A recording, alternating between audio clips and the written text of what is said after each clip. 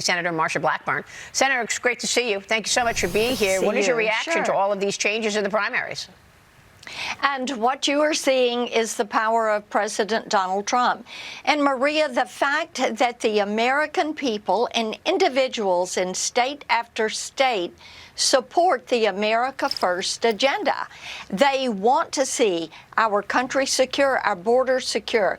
They want affordability addressed. They know that President Trump is working hard to do that, to restore our presence in the world, around the globe, and to keep this country safe, and to always think America first. So that impact is being felt in each of these elections around the country. Do you think we'll be feeling that impact in November as well? I mean, there's a lot of expectation that the House loses the majority. Do you think that's changed? And what about the Senate?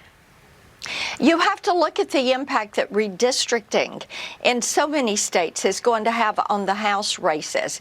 And as the price of a gallon of gas comes down, as the price of groceries begin to come down, then what you're going to see is people realizing once again, yes, the Trump tax cuts from 2017 that we made permanent in the Working Families Tax Cut Big Beautiful Bill, they are benefiting from that. They're benefiting from increased wages and from upward mobility in their jobs. There are more jobs available.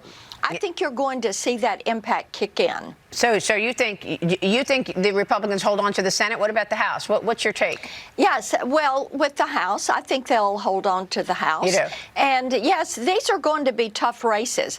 You know, the Democrats have Trump derangement syndrome, and they are, anything he is for, they're against. Okay. And what we're going to see is they're going to continue to push on this. And it's like the funding fight we're seeing over DHS. That's they want to abolish ICE. They want to defund federal law enforcement. But public safety is a #1 issue with the American people. And I want to talk about what you're doing because, of course, we know that the Republicans are considering dropping the Secret Service funding, which is tied to the White House ballroom construction, to move this immigration enforcement reconciliation package forward. Where are you on that? I want to keep that funding for the Secret Service. You know, if you have deferred maintenance, deferred dollars for training, then at some point you've got to backfill that. And you have to modernize these training facilities. You have to make more training available. And you look at the fact that the Secret Service got off, they were just off on their mission. And we have seen that there have been 3 assassination attempts on President Trump. Thank goodness for those men and women of the Secret Service that responded well. But Maria, why have they gotten so far off their mission of protecting the protectee? Why have they not been doing some training? Why were there glitches in how they prepped and did the advance work at the White House Correspondents' Dinner? Yeah, it's terrible. These are the questions that need to be asked, and these are the gaps that need to be filled. You also want to make certain that the East Wing of the White House is modernized, that it is safe for everyone working there, the president, his family, and all the visitors that are going to be there. So this is another of those debates that the Democrats have put us in this position because it is the Democrats that do not want to fully fund the safety and the security of this great nation. Right. So where does it stand then? I know that lawmakers advanced the $72 billion in new funding, hoping to get to the package to the president's desk by the end of the week. Do you expect it to be there by June 1? Yes. The president's defending the ballroom construction, just like you're saying that it's not taxpayer funded. But you've got now Tom Tillis among those pushing back. He says he's not going to support the bill if it includes the White House ballroom. Senator Bill Hagerty took it on yesterday. He was with me yesterday. Here's what he said. Watch.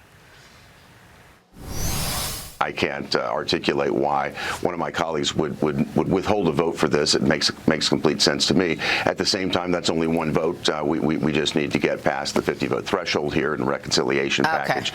So Tom Tillis cannot hold this up, nor can any one of us. The important thing here is that we need to fund ICE. We need to fund the Department of Homeland Security fully. And this $72 billion package is going to actually do what the Democrats have refused to do. The Democrats have been willing to stand back and let this happen and defund the police here in America. That's not going to stand. Republicans will not allow it. The president's not going to allow it. We will get this done in a matter of days. Senator, of course, we're waiting to see where that goes. So you think you will have that on the president's desk by June? Yes, indeed. It is going to the Budget Committee this morning. We are hopeful to begin vote-a-rama tonight. We're hopeful to finish this tomorrow. And Maria, the American people want this nation. They want their communities to be safe. Of course. The way you do it is to fully fund DHS. That is our goal, and we're going to finish this work. Okay. Meanwhile, earlier this month, you and Connecticut Senator Richard Blumenthal announced more on what you've been working on with kids and online. You said that OpenAI endorsed your Kids Online Safety Act. It comes after the landmark social media trial found Meta and YouTube at fault for designing their platforms in ways that are addictive to children.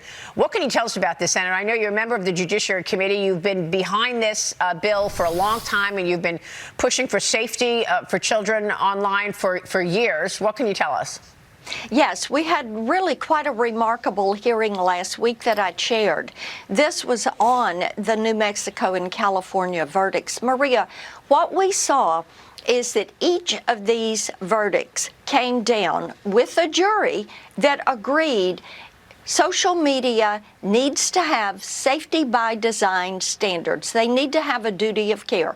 This is not an infringement of free speech. What those juries did was to detail how this is the only industrial sector, the virtual space, that does not have safety by design standards. If you buy a car, safety by design is built into that car. They assure you that car is safe to drive.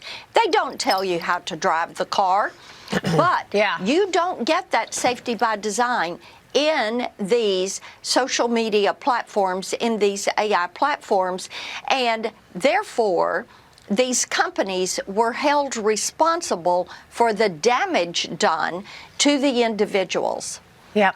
All right, we will leave it there. Senator, great to see you this morning. Come back soon. Good to see you. Thanks so much. Absolutely. Marsha Blackburn this morning.